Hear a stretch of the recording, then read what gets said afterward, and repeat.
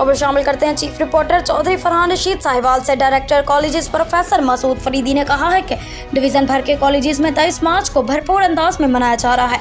उन्होंने कहा कि इन तकरीबात का मकसद नई नस्ल को मुल्क के लिए दी जाने वाली कुर्बानियों बारे बावर करवाना है और आज पाकिस्तान का बच्चा बच्चा अपने मुल्क की हिफाजत और तरक्की का असम किए हुए हैं। इन ख्यालात का इजहार उन्होंने डिवीजन भर के मुख्तलिफ कॉलेजेस में 23 मार्च के हवाले से मुनक्किदा तकरीबात की तफसीलात बताते हुए किया। उन्होंने बताया कि गवर्नमेंट क्रेसेंट ग्रेजुएट कॉलेज बराए ख़वातीन चीचावतनी, गवर्नमेंट ग्रेजुएट कॉलेज बराए ख़वातीन Sahiwal, government associate college for women Dipalpur में इन तकरीबात का इनेकाद किया गया।